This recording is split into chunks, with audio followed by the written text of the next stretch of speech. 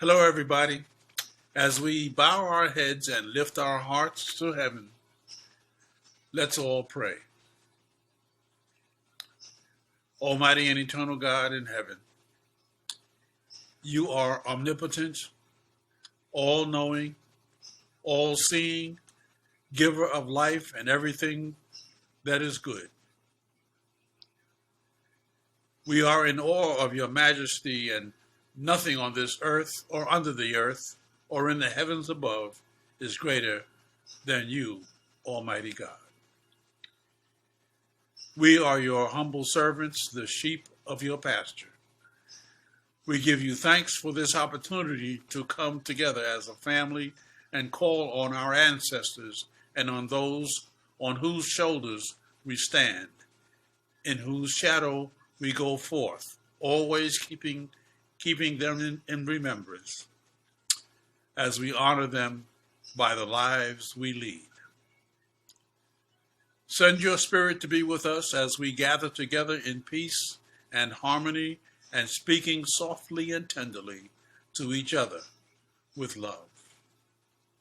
Bless everything that pertains to this gathering, the food that nourishes our bodies and the conversation that nourishes our souls. Lord, with respect for each other, we pray that you will hear our silent prayers as we approach your throne of grace from our personal understanding, knocking on heaven's door, praying in the name of our Savior. Let the family say, Amen.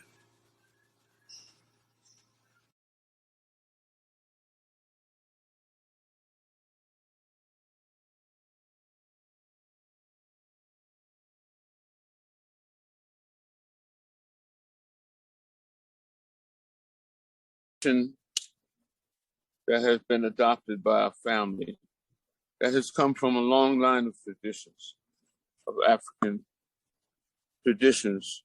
We call libation. We call libation to call on the presence of those eternal, immortal spirits and beings from the beginning of time, from before the beginning of time. And we ask that these forces be with us. We call on the greatest force of all, that some in English call the Most High, that some call Allah, some call Oludumare,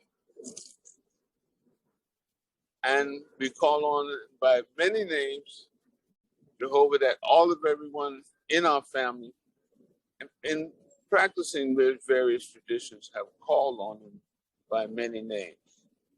Yeah.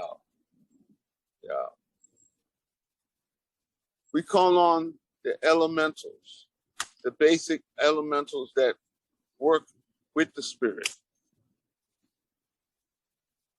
These elementals have been known by many names in many different languages, in many different traditions, and some refer to them as the Elohim.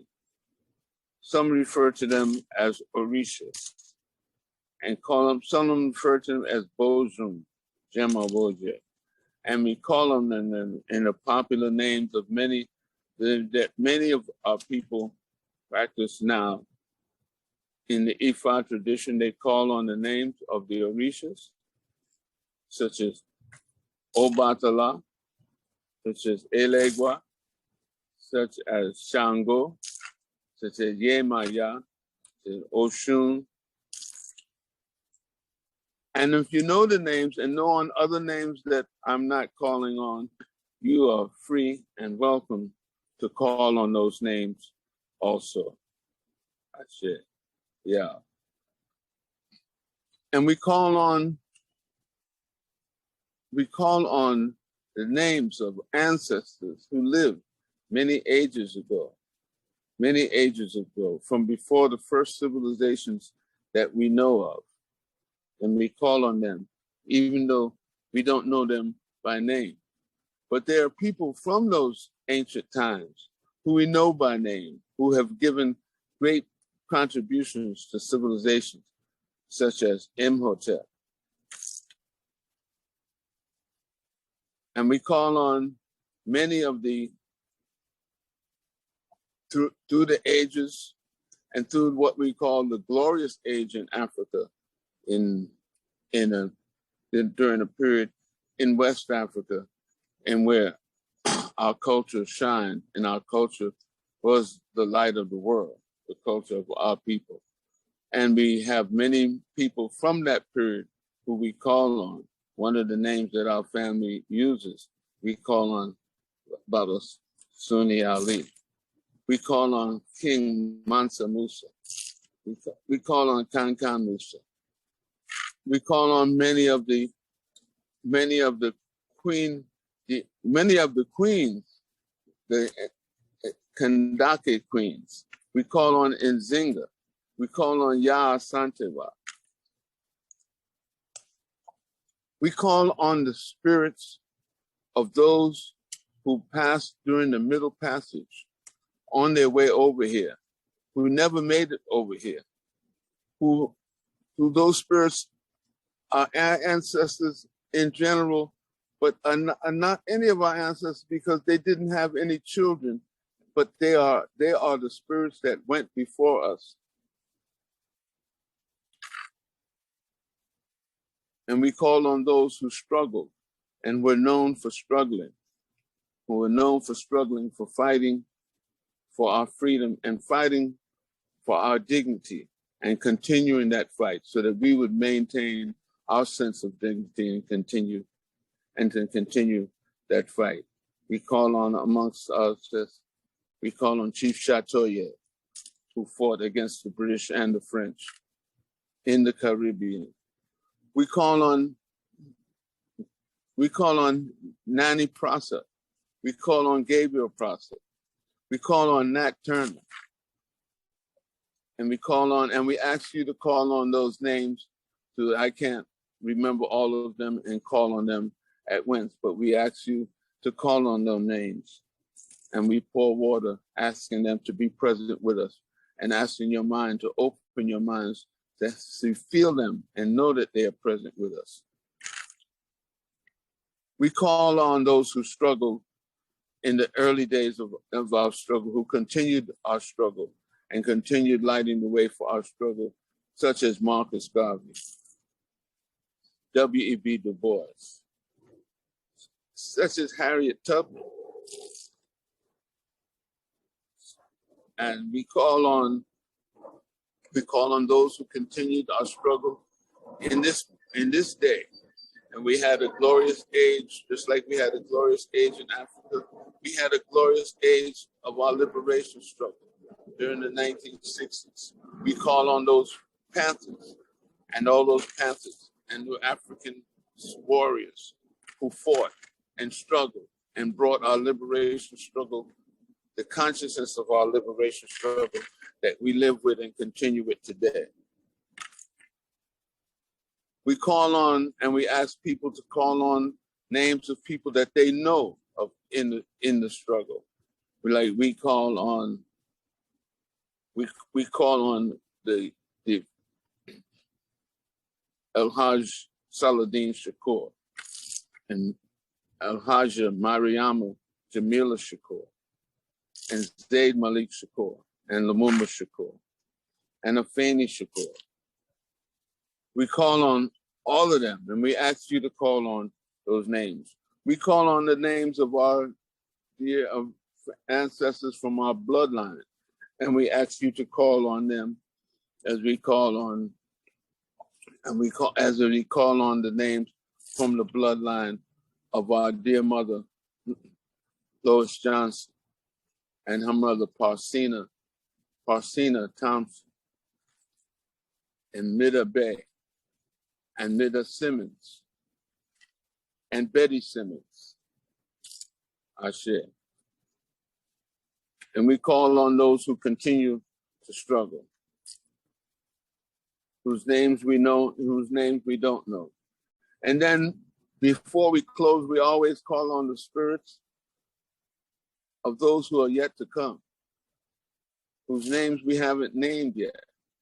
We call on their names, and we hold this tradition to be sacred, and that these names and these young people who have not yet been born, that they will one day, in this same tradition, call on our names when we are no longer here, and we be being remembered. Ashe, Ashe, Yah, Ashe.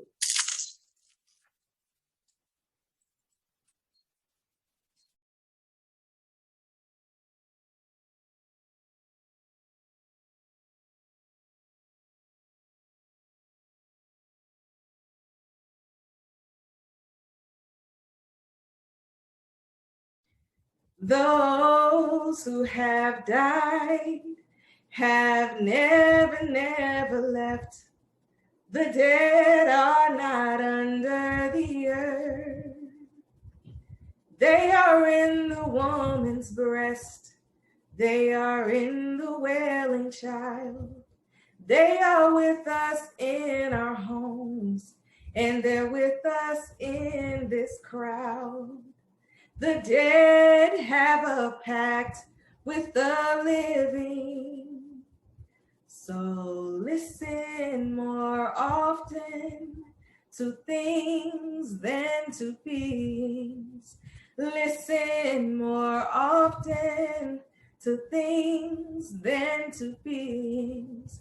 'Tis the ancestors' breath when the fire's voice is heard.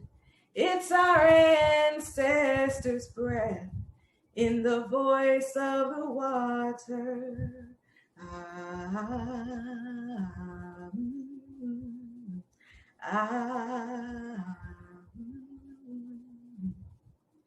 Welcome, family. We are here today to celebrate the life and legacy of our beloved Lois Ethel Johnson, our mother, our grandmother, our great-grandmother. We are here for the Centennial celebration. She would have been 100 years this year.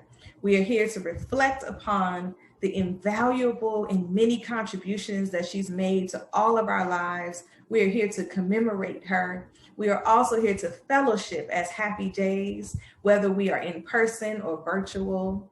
We are here to learn about our African ancestry on the Johnson family line. I am so excited about that.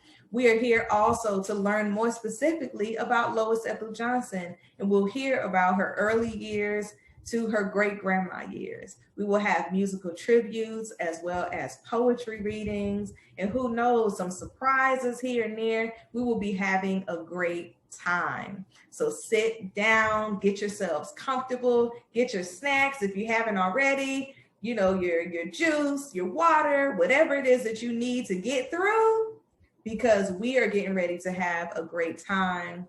And now we will go ahead and begin our wonderful program. Happy Days! From Africa to Alabama.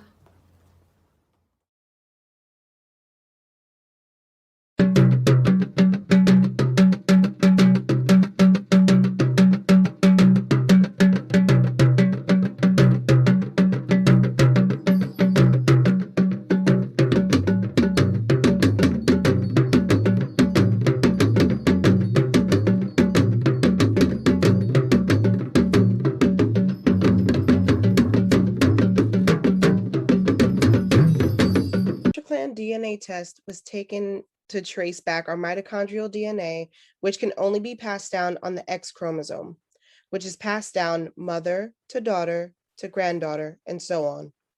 Everyone in our entire maternal lineage, from past and into the future, shares ancestry with this group. So today, we want to share this information with everyone on Lois's side of the family, including children, grandchildren, nieces, and nephews. According to African Ancestry DNA testing, they compared parts of our maternally inherited DNA to that of people from around the world to look for matches.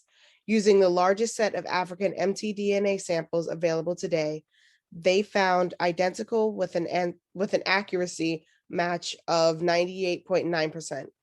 This means that at some point in the 500 to 2000 year history of our maternal lineage, mother to mother to mother, there was a woman of this tribe.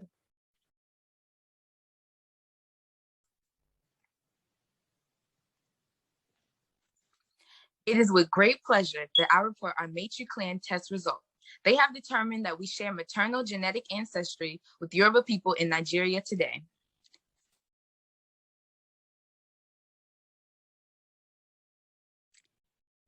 This is our certificate of ancestry.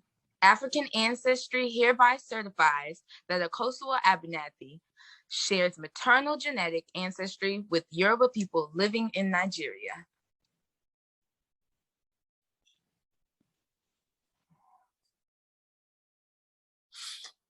Most Yoruba speakers live in southwestern Nigeria. They form a majority in Lagos, Africa's second most populous city.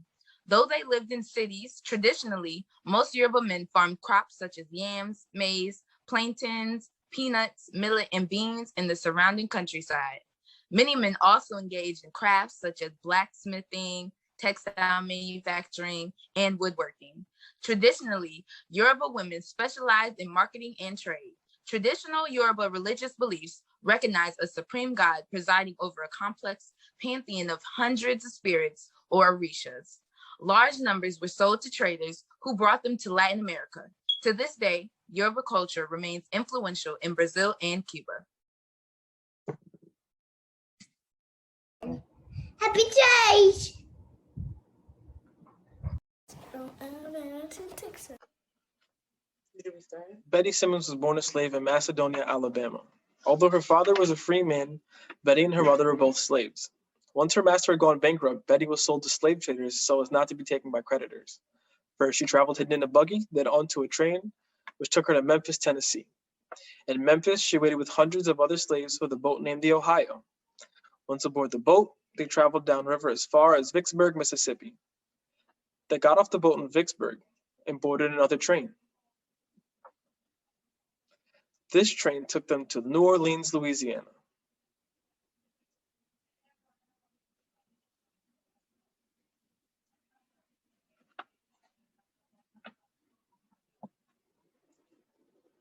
At the slave auction in New Orleans, she was bought and taken up the Red River to Shreveport, Louisiana.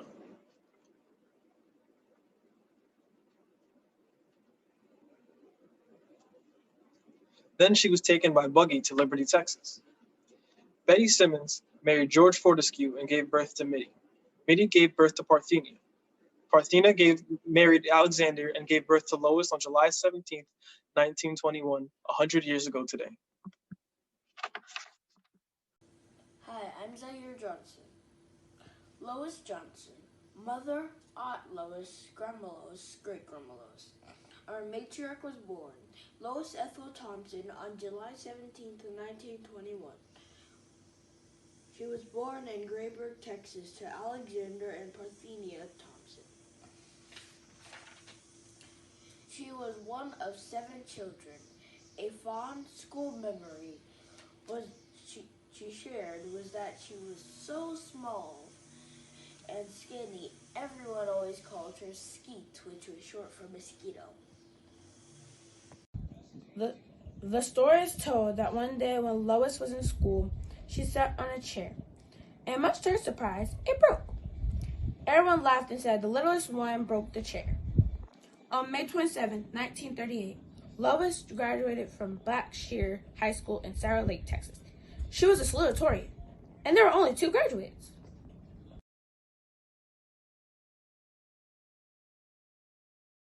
Lois Thompson meets Robert Johnson, and so begins. Happy days! Robert Lloyd Johnson was born in La Saba, Honduras. He came to the U.S. along with his mother and 12 of his 13 siblings. At the age of 6, having first settled in Louisiana, the family made their way north and ended up in New York, Harlem, to be exact. As a young woman, Lois left Texas and moved to New York City, along with Mayetta and Irma.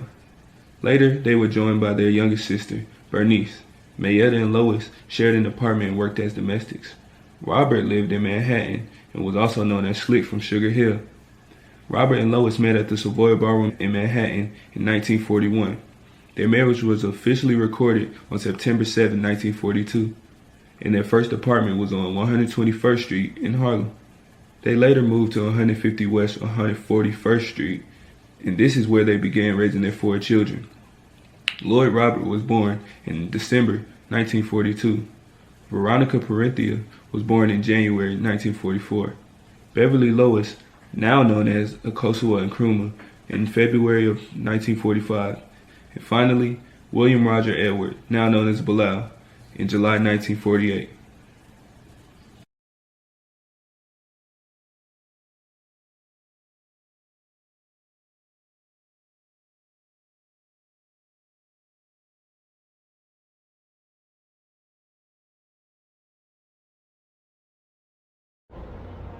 From Harlem to the Bronx.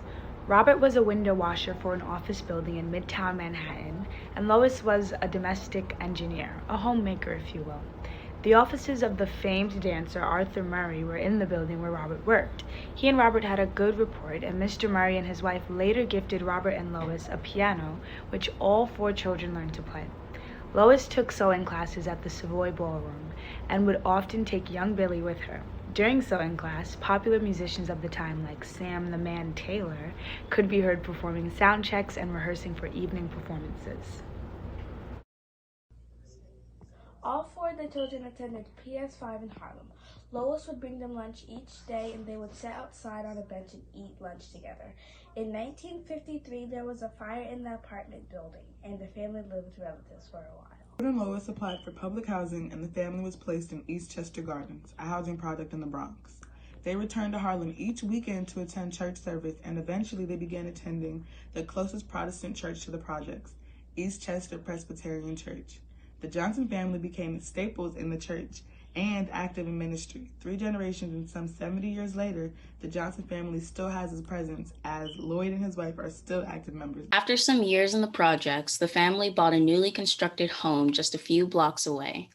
This 3-bedroom, 1.5 bath home is where the 4 children were raised, and for the balance of their childhood. Lois began working at the New York Telephone Company to help with the mortgage. This position allowed her to call her sisters and chat with them every single day.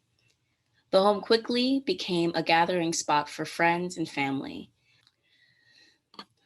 The property at 3213 Throop Avenue would become the home that welcomed each of their grandchildren, the first of which was born in 1966. Robert Lloyd Johnson passed away in 1974 after an illness. Lois maintained the home, and it remained the central gathering point for family birthdays, barbecues, holiday meals, and the like. She remained at Ma Bell, as it was known, until her retirement in 1980s. Lois's activities in Eastchester Presbyterian Church ran the gamut from singing in the choir, leading in the Love the Neighbor Club, acting in various plays, and helping run the food pantry. She was also active in the prison ministry, which regularly visited Rikers Island Prison. Also in the 1980s, her sister, Mayetta Thompson Reed, who was living in Chicago at the time, moved back to New York. She lived with Lois at the home on Throop Avenue, and the 2 were once again. They were known in the neighborhood for their front yard garden.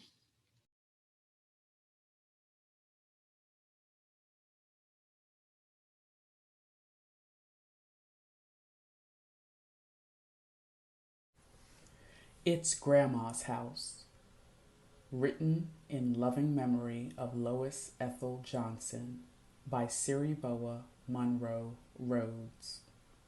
Shoe-polished Jesus hanging on a wall, and the big Bible on a stand.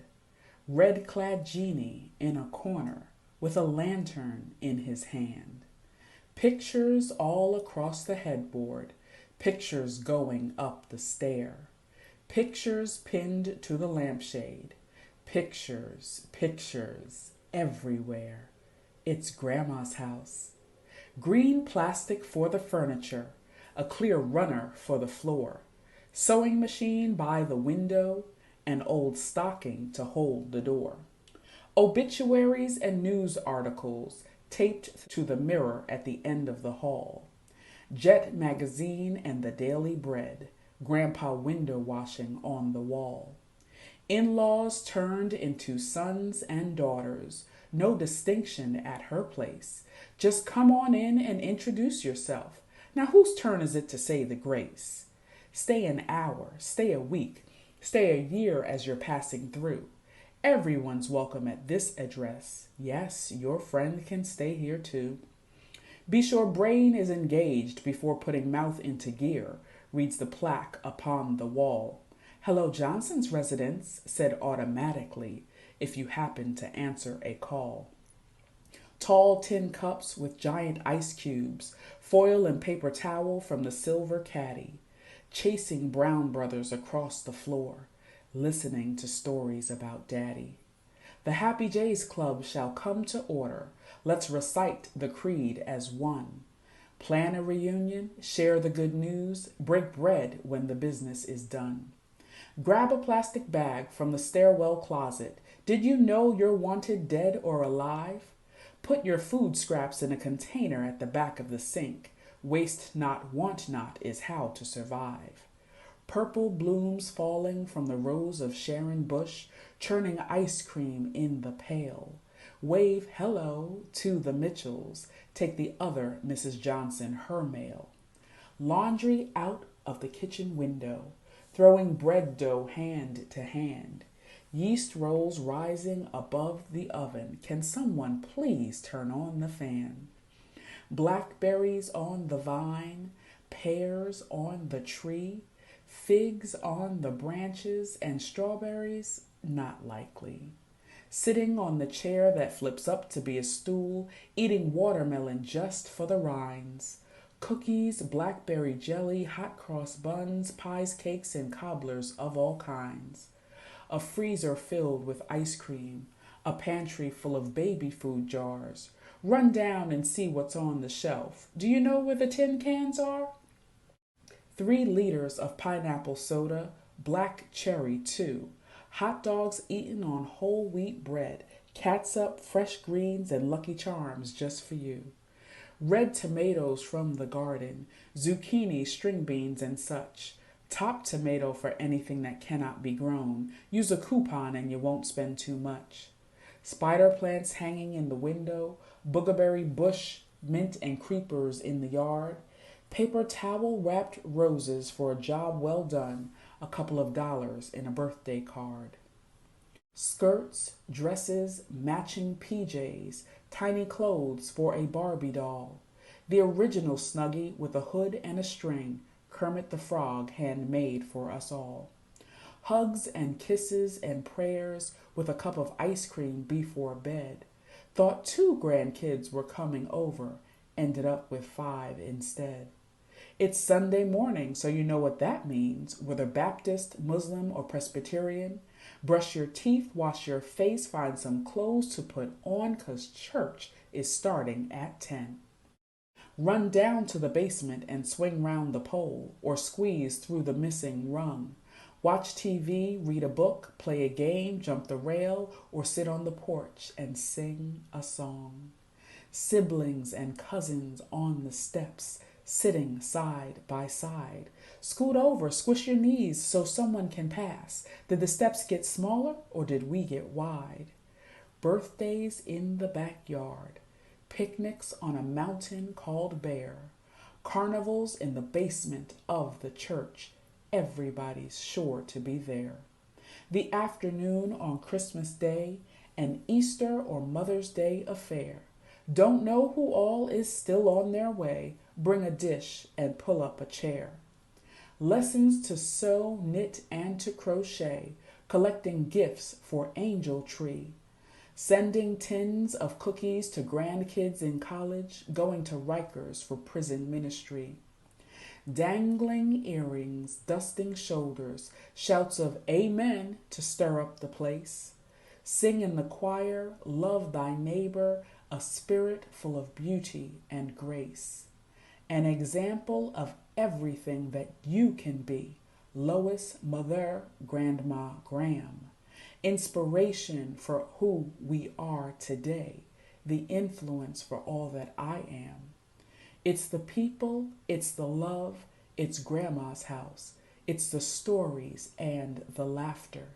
It's the family, it's the memories, it's grandma's house, it's happily ever after.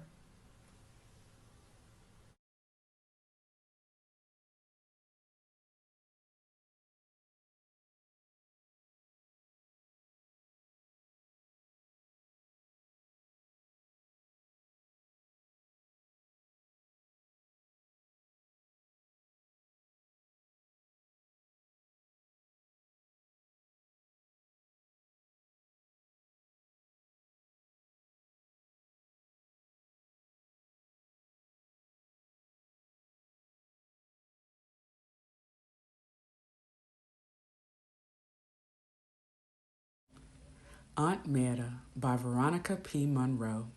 Some people call her Mrs. Reed, but she's my Aunt Meta. Aunt Meta told me stories about life in Texas, about life for Black people in Texas. Aunt Meta taught me how to put polish on my fingernails. Aunt Meta talked to me about boys. Aunt Meta went to Tuskegee and knew George Washington Carver. Mr. Carver loved to have students like Aunt Meta serve him coffee. Aunt Meta never finished Tuskegee, didn't have the money. Aunt Meta always knew so much. I thought she was the smartest woman in the world.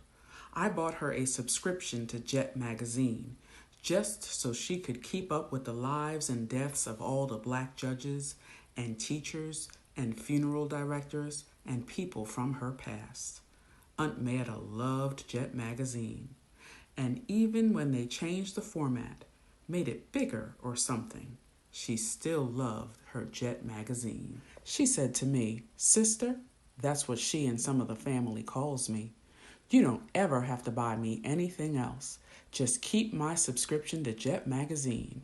She had some of the back copies lined up in her bedroom, more in the bookcase, in the hallway near her bedroom. She had even more back copies lined up in the bookcase in her basement and even on the windowsill.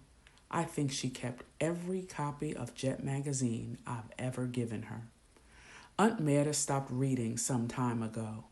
After a while, when I went to see Aunt Meta, I don't think she recognized me. She loved for me to comb her hair, though. She loves having her hair combed. She loved for me to do her nails, though. She loves having her nails done. I love Aunt Meta. You call her Mrs. Reed, but she's my Aunt Meta. One of the first songs that I ever remember hearing my mother sing was, and the song that I often heard her sing, it was the song, "His Eyes on the Sparrow."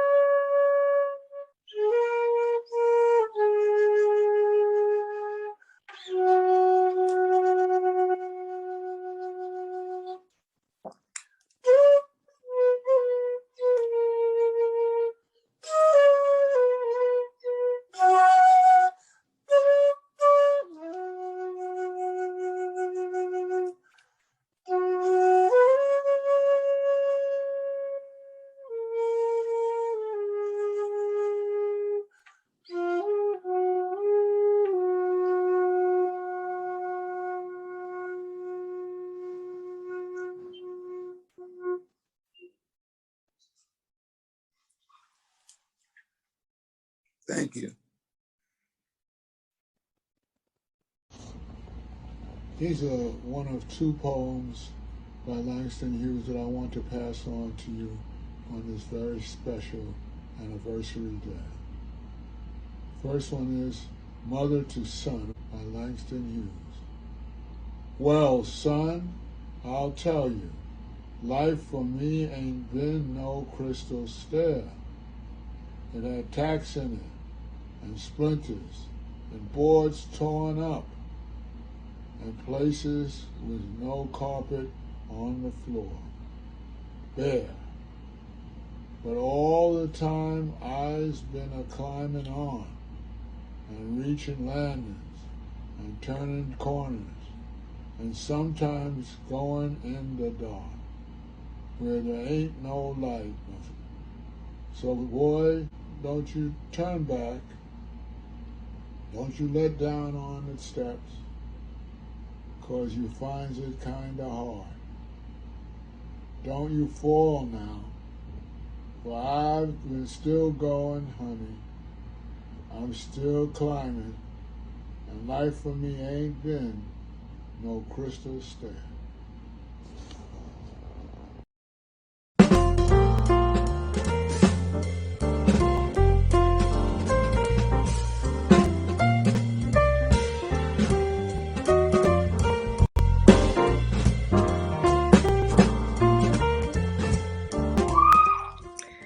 Lois lives in me in so many ways.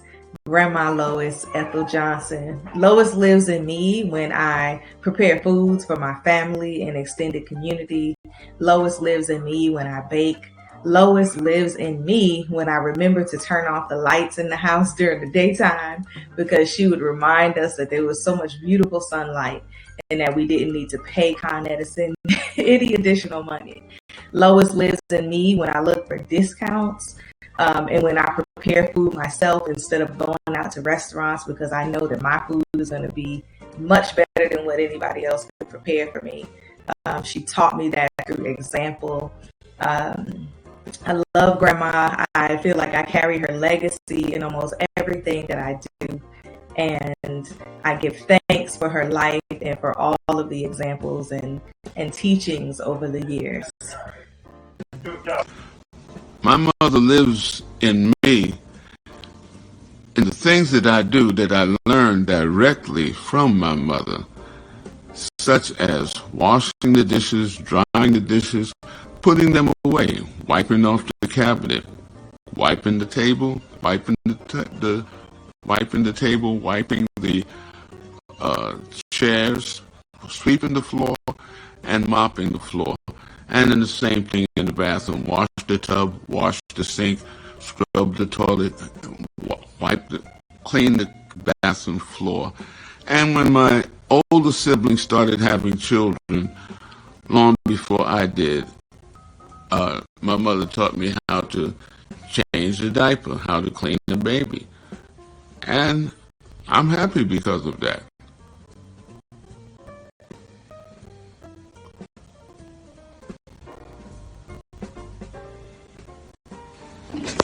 So I would just like to say that the way that Grandma Lois lives in me, and basically my fondest memory with her would be whenever I was feeling down, like, you know, the days weren't great, or whatever it was. You know, she would always come by, make cookies, and just comfort me, make me feel good about myself and who I am, and that will always stick with me for the rest of my life. So I would say the main thing I've learned from Grandma Lois, just thinking about all the times when I was a child and I would be feeling uncomfortable or just not too great or having a bad day. You know, she would make cookies and just find a way to make my day better. I would just say the greatest thing I've learned about that and brought with me for the rest of my life is always try to make someone's day feel better, because you never might know when they need it. And so that's how Grandma Lois lives on in me. Thank you. Peace and love. This is Aisha.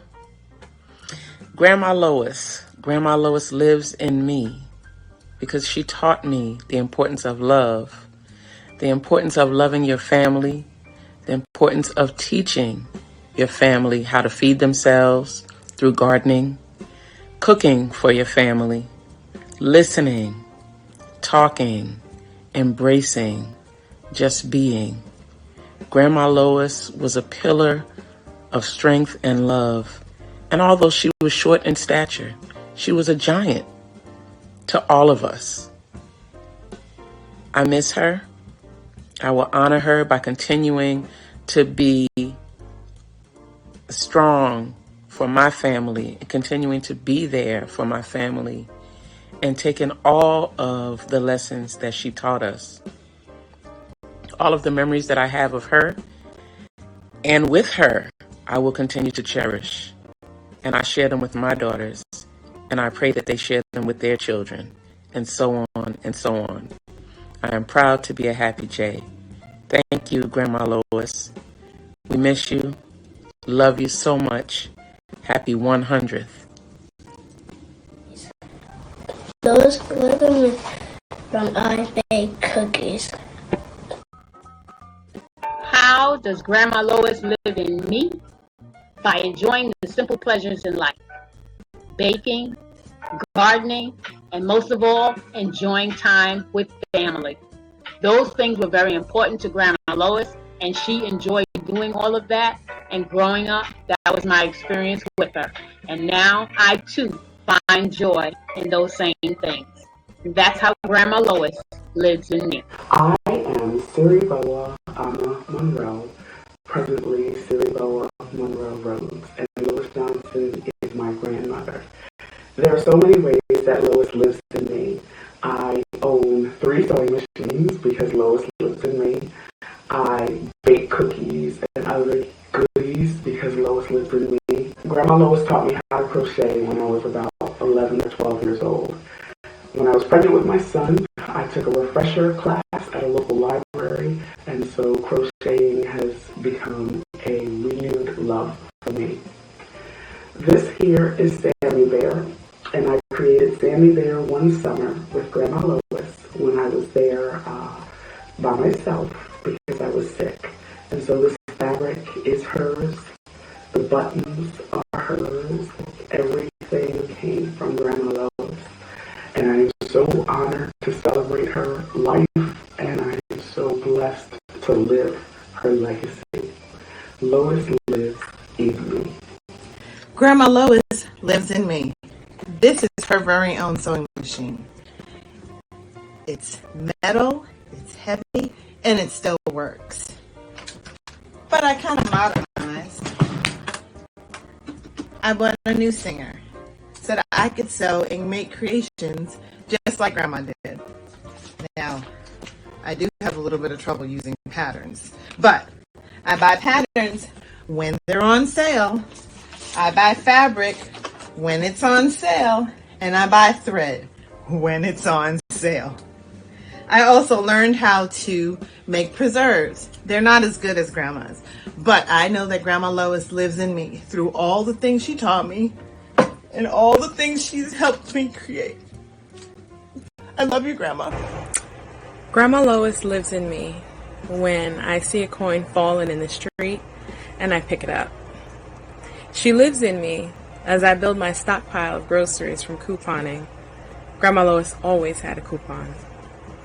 She lives in me while I grow my cucumbers for pickling, and I grow my blackberries for making pies, cobblers, and jelly.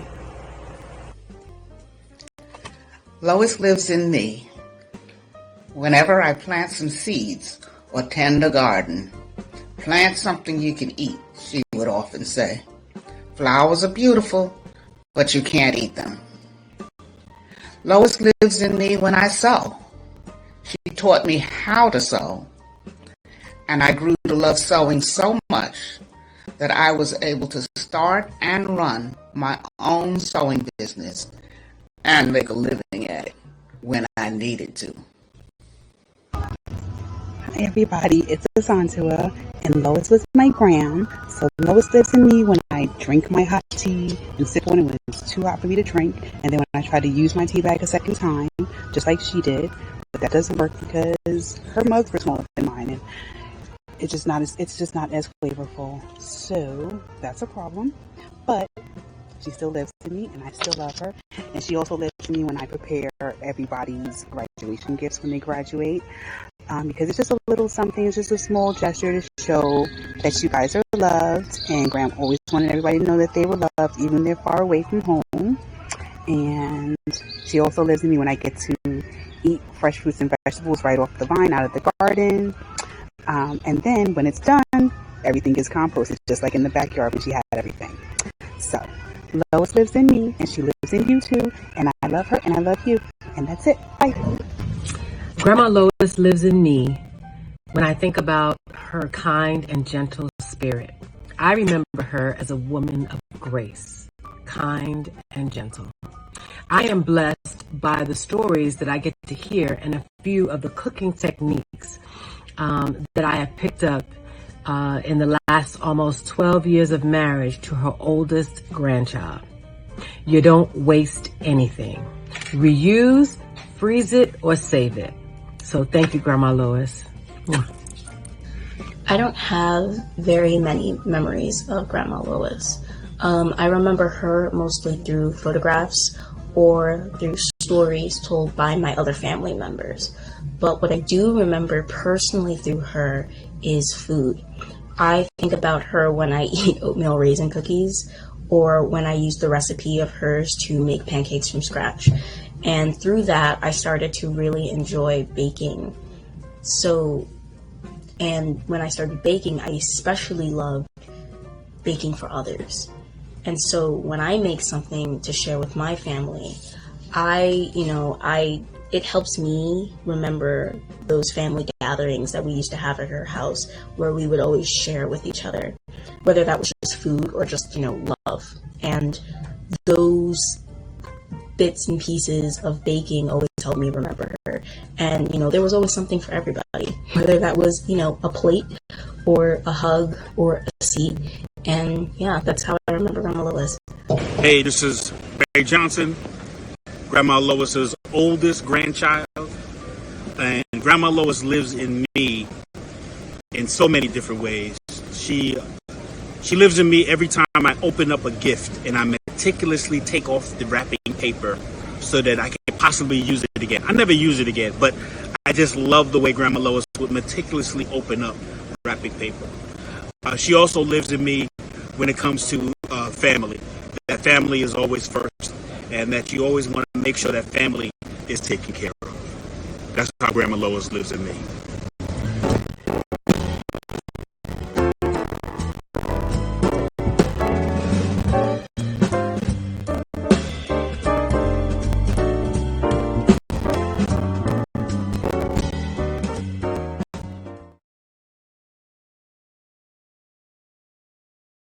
The second poem I want you to listen to